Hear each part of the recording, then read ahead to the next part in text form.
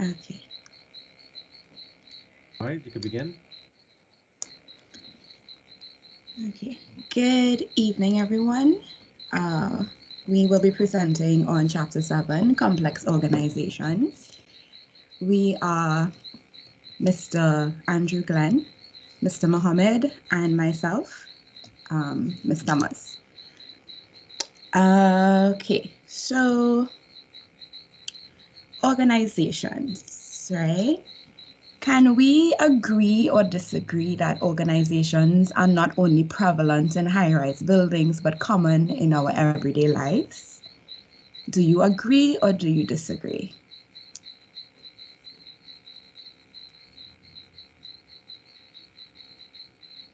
That's a question for the class.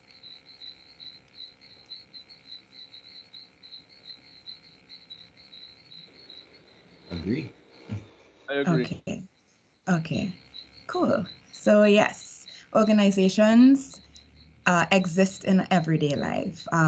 For example, from Mr. Bisoon working with COSATs curriculum to motivate us in each class to probably a doctor performing a surgery in a hospital, we encounter organizations on a regular basis, right? Um, Now, what makes an organization an organization? How can we be certain that what we think is an organization is really not a group? One way to get a sense of the difference between the two is to answer the questions who, what, when, where, how, why, right? As identified in the following table. This table explains what a group is, what an organization is, who a group and organization is,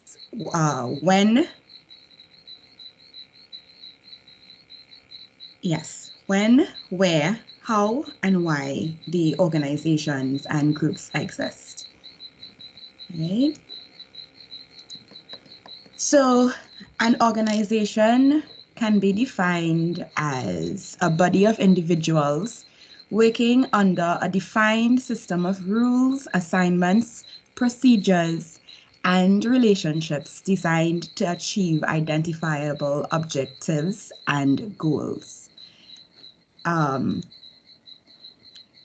help put this concept in perspective, here are a few things that further define an organization. We have for the first point, it's a large collection of people, meaning there are many participants within an organization. Point two, for the most part, they are social entities where proximity of location, which is being physically close to other people, it has traditionally been a determining factor for an organization. However, that isn't the case today, as we know. Proximity is certainly helpful, but not absolutely necessary in organizations.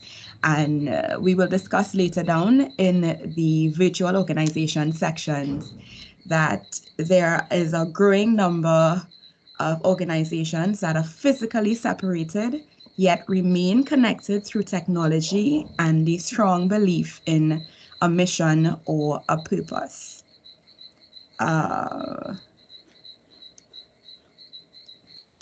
Get all of the points there. All right. The third point, there's continuous interaction in an organization. This is necessary for the organization's success and efficiency. However, if there is isolation or separation of any group within the organization, it can negatively impact the whole. Right? Point four, organizations have complex structures. They possess many layers and departments, and many people are involved in leadership and decision making. For example, a bank, right? A bank has tellers, it has customer service reps, it has bookkeepers, accounting clerks, loan officers, and managers. However, while each group may have different rules, policies, and procedures, each group works together to try to accomplish the mission.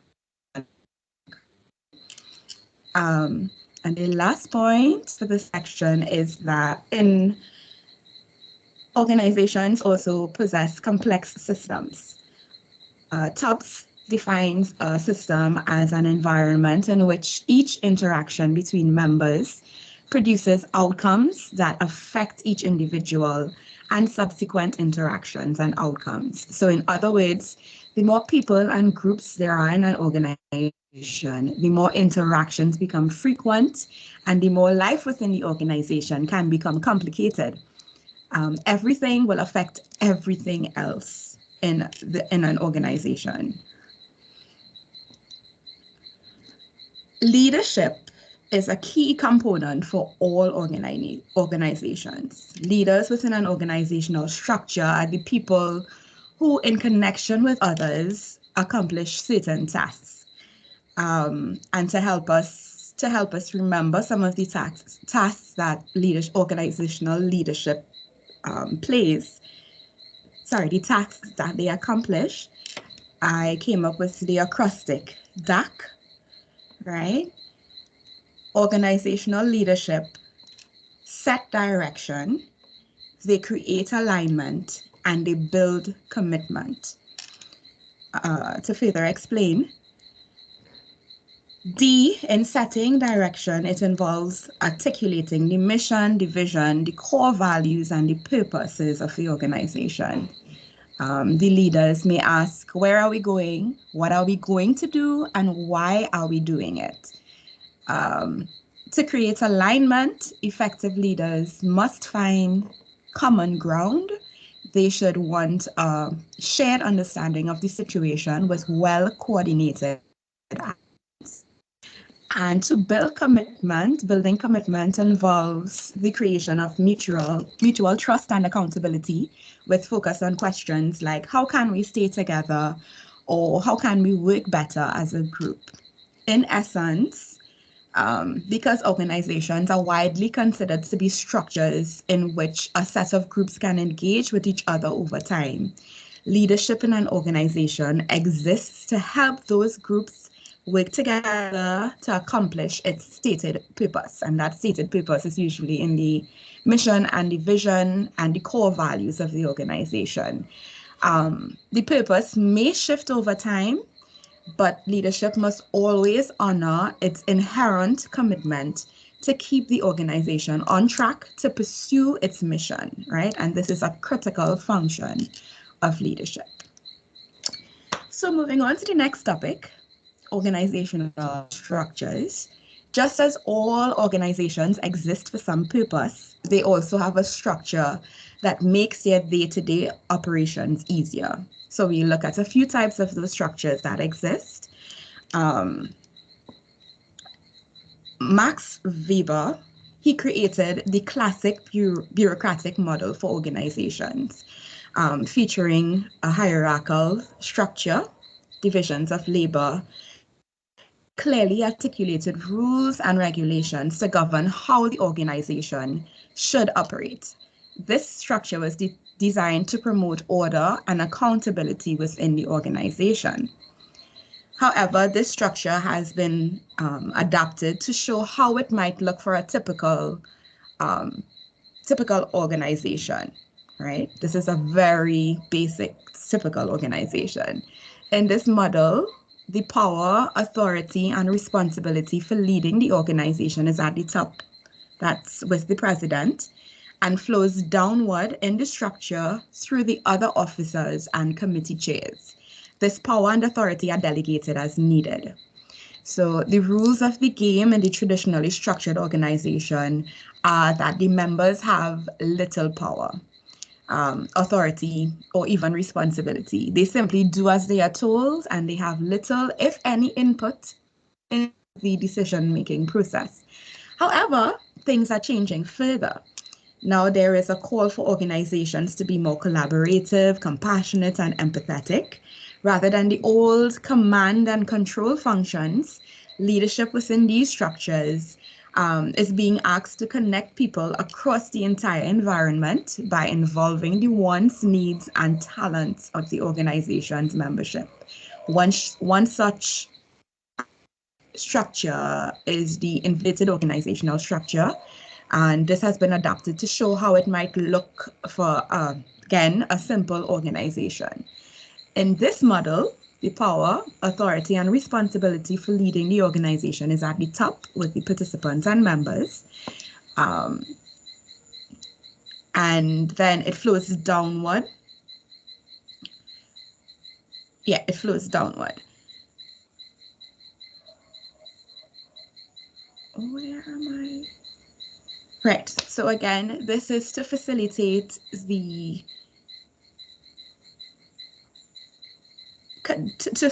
connecting people across the entire environment by involving wants, needs, and the talents of the organization's membership, right? Now, this is another organizational structure, and it has been proposed by Allen and Helgesen. This is the web organizational structure, and it is defined both by its pattern, similar to a spider's web, and by the idea that the shape and the pattern of the web will vary over time. New members easily connect to the structure at its outer edges, where the web is looser and more permeable. The structure works well in an environment filled with change, as the pattern is continually being built up, stretched, altered, modified, and transformed. Within the web, communication is open and happens across and among all levels of the organization. Thinking of what to do and actually doing it are not separated, because information and expertise are distributed all over the web. The strands of the web the power throughout the network. So those who come up with creative ideas feel that they have both the responsibility and the authority to follow through on implementation. Reorganization is easy in the web structure, as the web can tighten around its center or become looser, and there is less emphasis on who is in what position or who holds how much power. The strands radiating out from the leader provide, the leader here being the center, provide points of connection to the outside environment and allow new members to latch onto the organization. Finally, the web organization constantly reinvents itself through a process of trial and error. Processes that are successful continue and strengthen the entire web, whereas those that are not successful change into something new. This change is more easily accomplished because communication and decision-making power are distributed throughout the web. One final form of organizational structure is labeled the non-hierarchical organizational structure. In these types of organizations, power and authority are shared throughout the membership. The structure has no levels, it's flat. Decisions are often made by consensus and leadership roles are shared by all. Many organizations use this structure for philosophical reasons, such as the members believe in true equality, like every person within the organization is equal, right? There are no tiers, there is no type of segregation, right? One thing that's important to note, however, is that regardless of the organizational structure that's in place, it's important to remember that the structure is not the organization. The organization is the membership, the people who have come together for certain purposes. The structure was created to help the membership achieve the purposes of the organization. Organizations also connect people to each other, and when the structure ceases to do either of these things set out, at first it was initially set out to do, it must be changed. So organizational structure for any organization can change.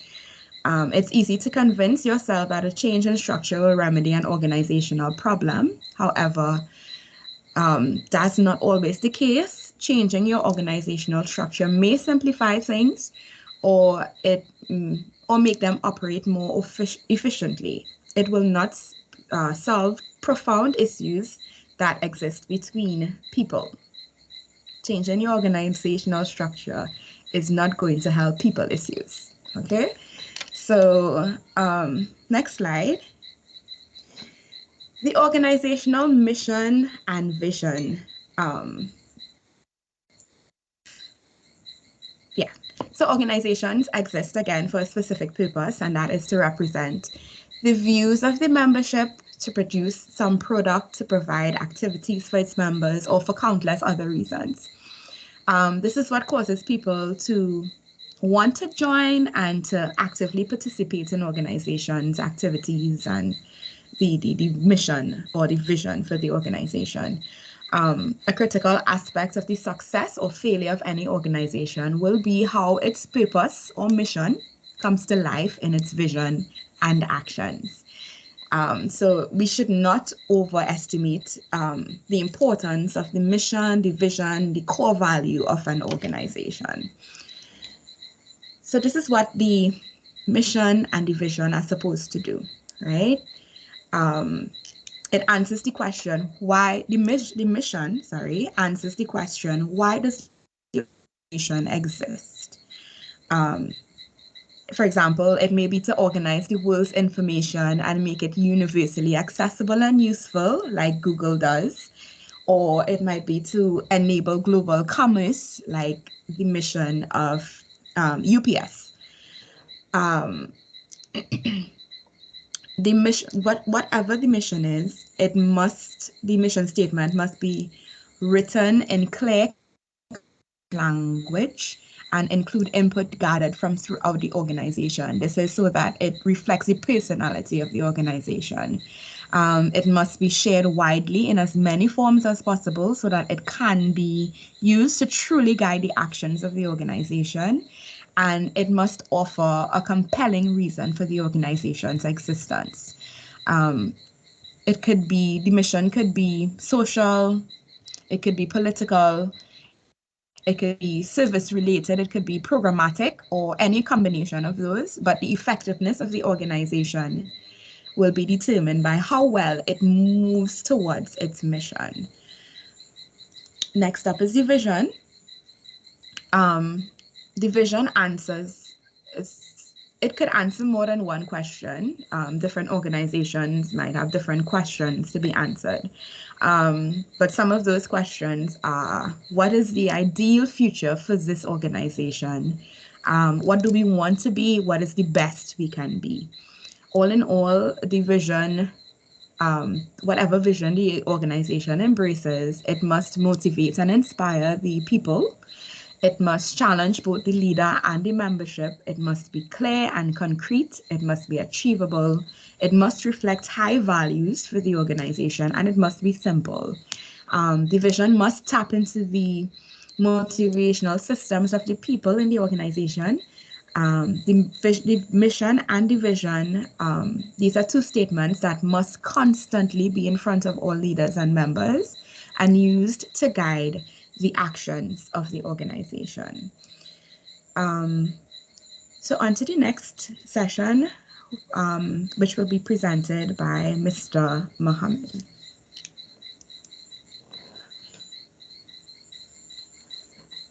Good afternoon, everyone. I'll be presenting on the core values, organizational culture, and organizational networks. So next slide, please. Core values. One of the definitions of core values are the organization's essential and enduring tenets. They're a small set of general guiding principles, not to be confused with specific cultural or operating practices, not to be compromised for financial gain or short-term expediency. This is according to Collins and Porras. Core values are usually a very small in number, and they're deeply held within the organization, and they're seldomly changed. Core values, next slide, please. Right. The answer to the question is how the organizational members agree to treat themselves and others in the pursuit of the organization's mission and vision. They're rarely discussed among members, but they should be discussed and agreed upon among members so that all of them share the same defining core values that will carry the organization into the future. Next slide, please. Organizational culture.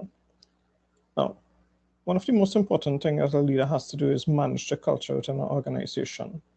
One of the definitions of organizational culture is a pattern of shared basic assumptions that was learned by a group as it solved problems of external adaptation and internal integration that has worked well enough to be considered valid and therefore to be taught to new members as the correct way to perceive, think, and feel in relation to those problems.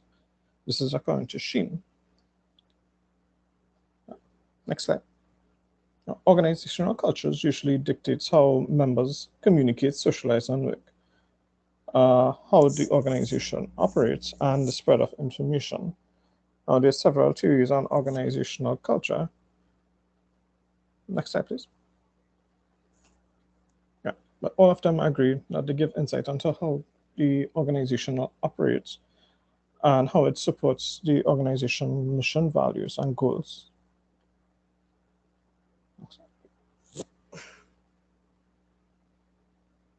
Next slide, please. So some of the negatives are strongly shared cultures may block the new learning and cut down on the variety of perspectives. It's also difficult to change some established cultures. One of these cultures would be familiar with, I'm sure everyone has, is of hazing. It was changed later on. Usually when you have new employees, you probably subject them to a little difficult time. Some organizations might have gotten carried away. It's now illegal in certain parts of the world to actually perform hazing. But this culture has to be changed from within the organization itself. Now, it may not completely change or take on a different form, and that's the responsibility of the leader to attempt to change the organizational culture into the direction that would be most suited for the organization.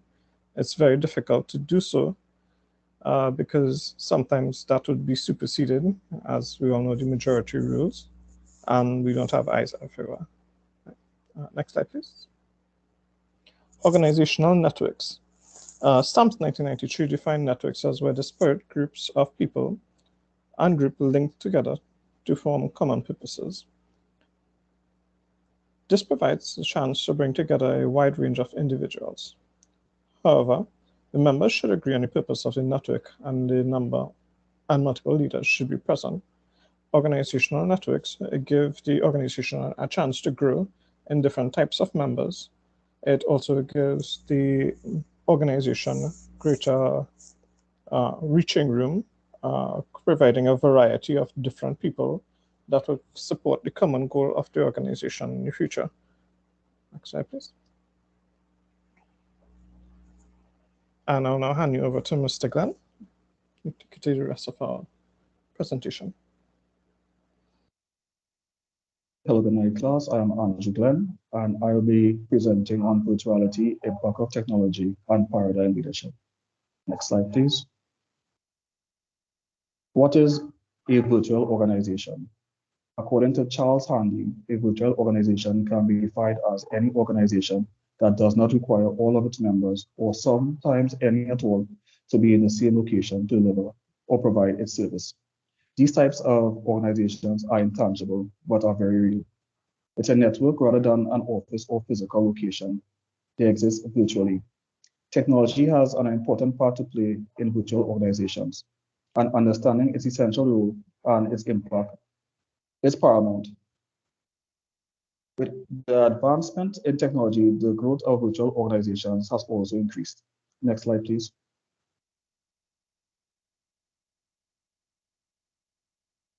Virtual organizations, key characteristics and identifiers. A key characteristic of a virtual organization, it is borderless. It is located in cyberspace. A second characteristic is geographically spread. It's multi-sited. It is interchangeable partners given a similar business culture. 4, a combination of complementary resources to accomplish a specific goal. 5, spread power amongst the partners. 6, electronic communication through ICT, information and communication technology. Next slide, please.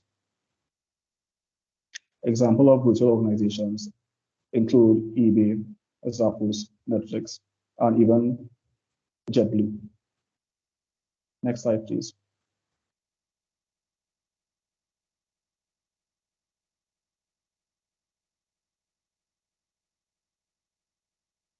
Virtual organization key components. Trust between members is one of the key components. However, this may be difficult to foster due to the fact that people would seldom meet each other face to face. Another key component is that all members should share a common goal or purpose. The members should also have similar values. Next slide, please. Leadership within a virtual environment. In order to lead efficiently in a virtual environment, a leader would have to develop relationships, whether connected via information technology or otherwise. For example, think about it. You can't really trust someone to lead you if they didn't foster a healthy relationship with you, communicate effectively, or share information. Next slide, please. Leadership within a virtual environment. According to Kessler, successful leaders in the virtual environment revel in complexity, ambiguity, and uncertainty, and are incredibly curious and insatiable lifelong learners, courageous due to deep held values and unwavering beliefs, and are able to build and retain talent. They have a hunger for knowledge and never shy away from an obstacle or challenge. They embrace it. Next slide, please. Leadership within a virtual environment can enhance cohesion, nurture trust, promote sharing of information and ideas, resolve team conflict, facilitate coordination and integration within the team, as well as foster human and social growth. Next slide, please.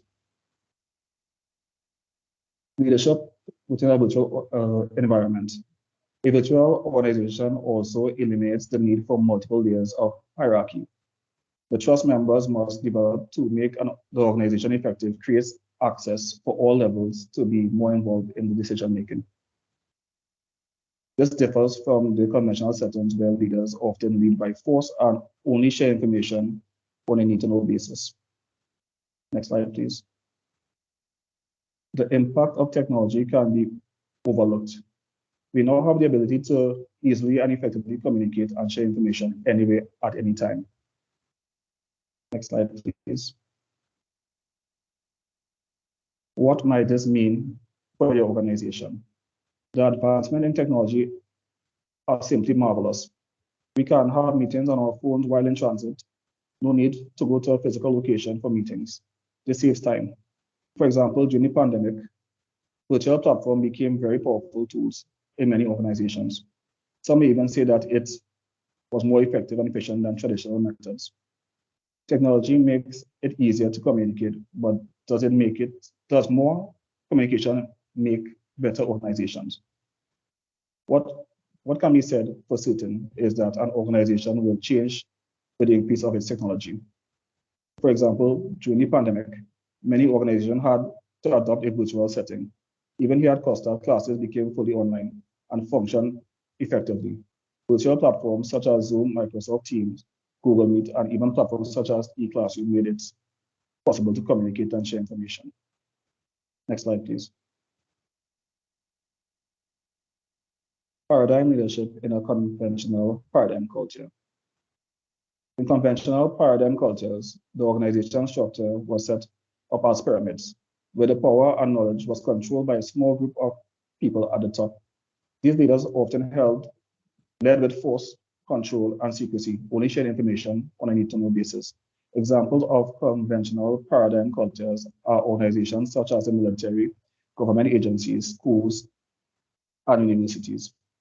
In the new leadership paradigm, leaders are motivated by improving the well-being of people and communities in ways that have lasting intrinsic value.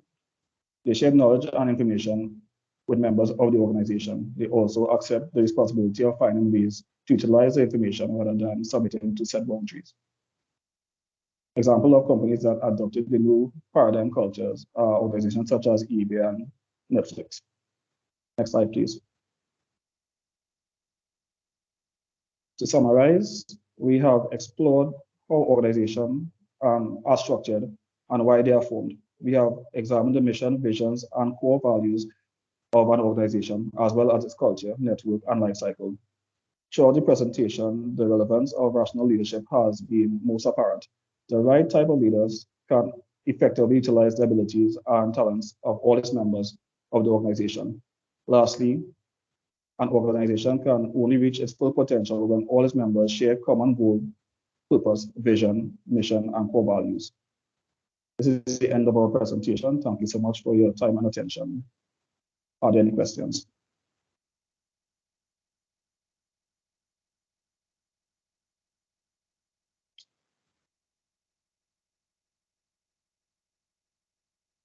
If not, I'm stopping the recording.